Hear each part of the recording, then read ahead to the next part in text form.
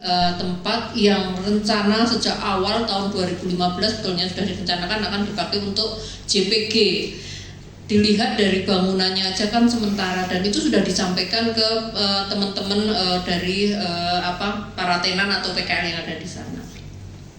Artinya ini sebetulnya tidak mendadak dan sudah waktu itu sekitar 2 tahun, maka kita Pemda DIY melalui Dinas Koperasi yang disupport melalui dana keistimewaan mencari tempat yang kita tidak memindahkan dari Malioboro, masih tetap di seputaran Malioboro, yang akhirnya kita ada 2 tempat, yaitu di Beskalan di samping teras Malioboro yang sejak awal, dan satunya ada di Ramayana. Nah, disitulah proses di tahun 2024 kita membangun, dan ada 2 tahun. Kalau bicara 2 tahun, maka jatuhlah di 2025 Januari ini sesuai dengan arahan pimpinan, teras Malioboro yang menempati sementara yang rencananya akan dipakai JPG ini harus sudah berpindah. Maka kan kita juga kalau pindah ada tempat enggak, sudah kita siapkan tadi di 2 tempat,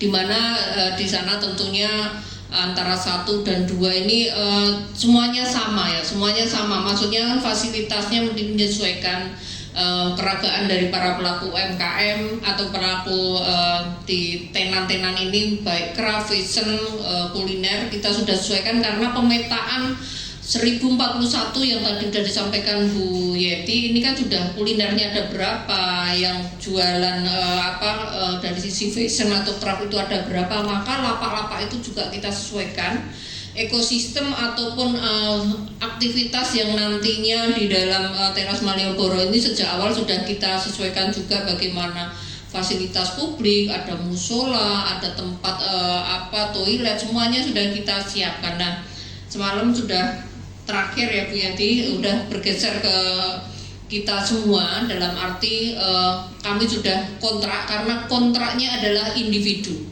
Tadi yang sudah disampaikan Bu Yati 1034 itu sudah berkontrak dengan Pemda DIY melalui Dinas Koperasi, saya selaku Kepala Dinas kontrak secara individu, dan sekarang secara berangsur-angsur kita tunggu mereka juga bisa menempati di sana. Tentunya kepindahan ini tidak hanya sekedar dipindahkan, kami akan tetap mendampingi bagaimana mereka juga terus bisa melakukan aktivitas, ruang-ruang bagaimana rekayasa para pengunjung akan hadir di sana. Nah, inilah tentunya berproses, dan kami tetap siap untuk melakukan lebih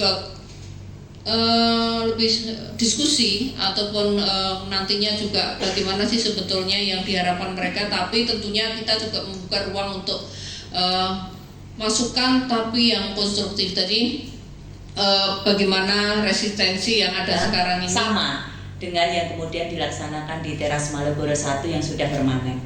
Kemudian setelah bangunan di teras Malioboro Timur maupun teras Malioboro Barat, yaitu Ketandan dan Beskalan, selesai, kemudian proses itu kami sosialisasikan kepada seluruh pedagang teras Malioboro 2 untuk bersiap-siap menempati tempat yang sudah disiapkan oleh Pemda DIY. Jadi proses itu kami sosialisasikan sejak awal tahun 2024 untuk proses perpindahan di lokasi yang baru. Karena kan lokasi yang baru itu sudah tinggal membangun, sehingga kami sudah bisa menyampaikan proses sosialisasi nanti mereka akan menempati di mana.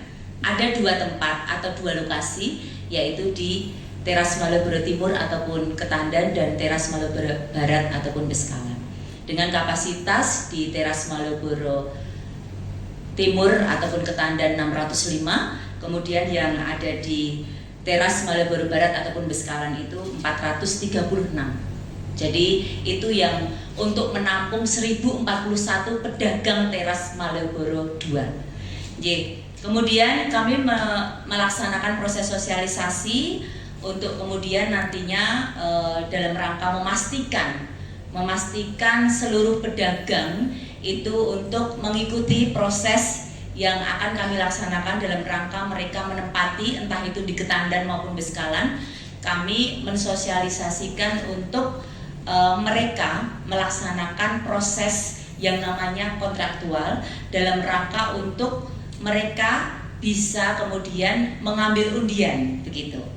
Nah, proses kontraktual itu sampai tanggal 31 Desember 2024 itu ternyata tidak diikuti oleh seluruh dari 1041 pedagang. Dan proses itu sudah kami sosialisasikan sejak awal. Kami ada 29 kali melaksanakan sosialisasi. 29 kali itu sejak tanggal 9 Februari, 19 Februari, 21 Februari, 15 Maret, 18 Maret, 29 April, 2 Mei, 17 Mei, 27 Mei, 30 Mei, 14 Juni, 20 Juni, 21 Juli, 23 Juli, 14 Agustus, 22 Agustus, 11 September, 15 Oktober, 29 Oktober, dan yang terakhir itu 12 Desember. Jadi kami sosialisasinya itu 29 kali. Kami laksanakan selama tahun 2024, bahkan itu yang tidak hanya formal yang kami sampaikan tanggal-tanggalnya tadi, tapi juga secara informal di mana ada beberapa pedagang yang ingin mendengar secara langsung proses untuk mereka pindah entah itu di Ketandang dan Beskalan begitu. Nah, kemudian pengundian kami laksanakan itu secara resmi tanggal 31 Desember.